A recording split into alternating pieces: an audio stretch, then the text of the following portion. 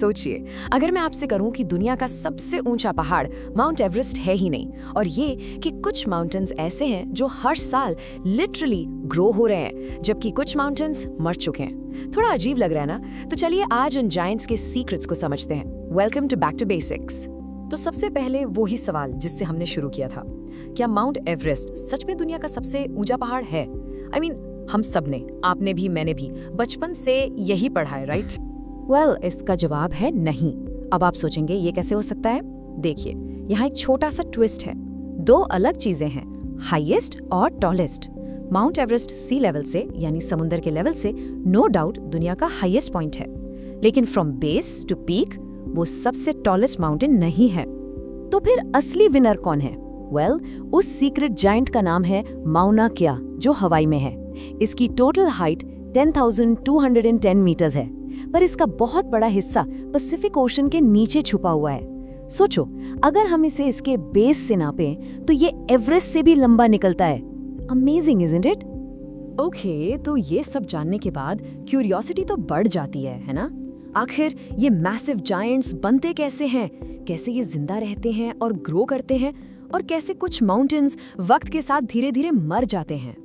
चलिए सबसे पहले बिल्कुल बेसिक से शुरू करते हैं। एक माउंटेन होता क्या है? सिंपल वर्ड्स में ये एक हाई लैंड फॉर्म है जिसके 3 मेन फीचर्स होते हैं। एक चौड़ा बेस, मतलब उसका नीचे का हिस्सा, स्टीप स्लोप्स यानी तीखी ढलान, और एक नैरो समिट यानी उसकी पतली सी चोटी, जिसे हम पीक भी कहते हैं। पर एक मिनट, क्या सारे माउंटेन्स एक जैसे होते हैं? बिल्कुल नहीं। एक तरफ है यंग फोल्ड माउंटेन्स, जैसे हमारे हिमालयाज। सोचो, आप एक कारपेट को दोनों साइड से पुश करते हो, बीच में फोल्ड्स बन जाते हैं ना? बस ये कुछ ऐसे ही बनते हैं जब अर्थ की टेक्टोनिक प्लेट्स टकराती हैं। इनकी पीक्स एकदम शार्प हैं, और सुनिए, ये आज भी हर साल लगभग 5 mm ग्रो कर रहे हैं। और दूसरी तरफ है ओल्ड माउंटेन्स, जैसे इंडिया की अरावाली रेंज। ये इतनी पुरानी है कि हवा और पानी ने इनकी शार्प पीक्स को घिस-घिस कर राउंडेड और छोटा कर दिया है। माउंटेन्स की पिक्चर्स देखने में तो बहुत सुंदर लगती हैं, है ना? लेकिन वहाँ पर लाइफ जीना वो एक अलग ही चैलेंज है। ये कांस्टेंट टेस्ट ऑफ सर्वाइवल है। आइए देखते हैं कि ऐसा क्यों है। कभी द डेथ जोन के बारे में सुना है?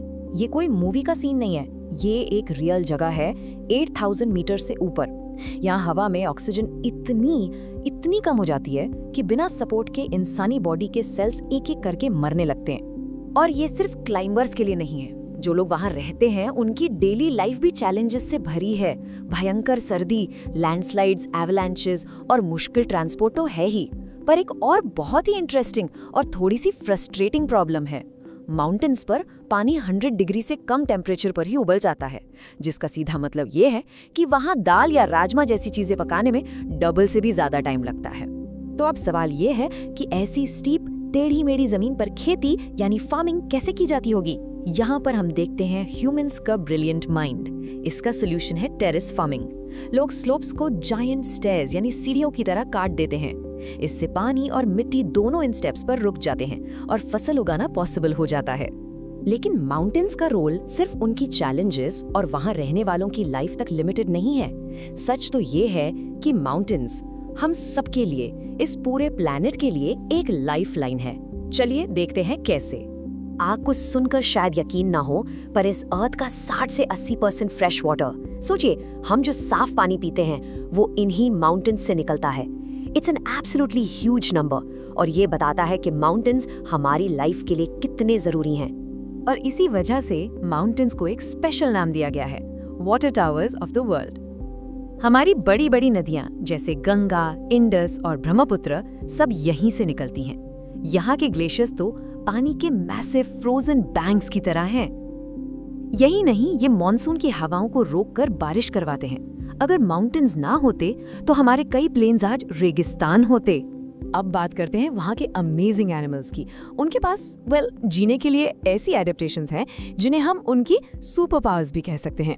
जैसे स्नो लेपर्ड, जिसकी लंबी मोटी पूंछ सोते वक्त उसके लिए ब्लैंकेट का काम करती है, या फिर माउंटेन गोट, जिसके पैरों में नेचुरल सक्शन कप्स लगे होते हैं ताकि वो किसी भी चट्टान पर आसानी से चढ़ सके। और याक तो एक्सट्रीम कोल्ड में सर्वाइव करने के लिए ही बना है। पहाड़ माउंटेन सिर्फ रॉक, स्नो और रिवर्स ही नहीं है, वो इससे कहीं ज्यादा हैं। ये सिंबल्स हैं इंसानी हिम्मत, करेज और रेजिलियंस का। हमारे पास ऐसी कई इंस्पायरिंग स्टोरीज हैं, जैसे बछेंद्री पाल जी जो माउंट एवरेस्ट पर चढ़ने वाली पहली इंडियन वुमेन बनी। पर एक और स्टोरी है जो आपके रोंगटे खड़े कर देगी, अरुणिमा सिन्हा की। उन्होंने एक आर्टिफिशियल लेग के साथ एवरेस्ट स्केल किया और उन्होंने साबित किया कि असली पहाड़ रास्ते में नहीं, दिमाग में होता है। और शायद इसी हिम्मत और पावर की वजह से सदियों से अलग अलग कल्चर्स में माउंटेन्स को एक सेक्रेड यानी पवित्र जगह माना गया है, जैसे माउंट कैलाश। ये पावर, स्टेबिलिटी और यूनिवर्स से एक कनेक्शन का प्रतीक माने जाते हैं। तो ये माउंटेन्स हमें सिर्फ ज्योग्राफी नहीं सिखाते, ये हमें लाइफ के बारे में भी बहुत कुछ सिखाते हैं। पहला लेसन, सब्र, पेशेंस।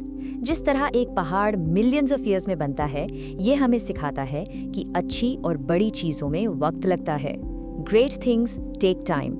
दूसरा लेसन है रेजिलियंस, यानी हिम्मत ना हारने का जज्बा।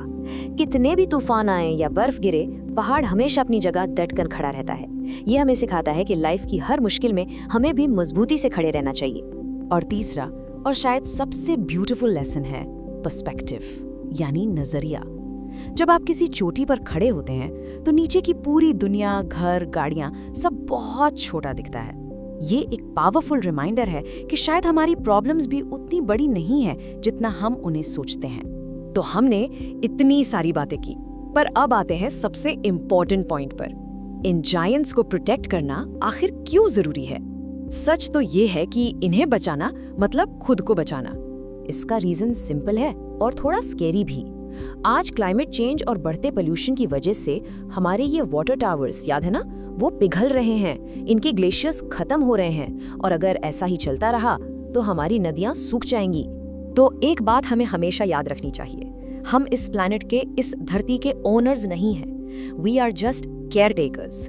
हमारा काम इनकी देखभाल करना है और इन पहाड़ों को बचाना ये हम सबकी जिम्मेदारी है। तो चलिए इस एक्सप्लेनर को एक इंटरेस्टिंग सवाल के साथ एंड करते हैं। इमेजिन कीजिए, अगर आपको मौका मिले किसी एक माउंटेन रेंज को विजिट करने का, तो आप इनमें से कौन सी चूज करेंगे? ए, हमारे mighty Himalayas, B, South America के वॉल्केनिक एंडीज, या सी, यूरोप के स्नोई एल्प्स? नीचे कमेंट सेक्शन में जरूर बताइए।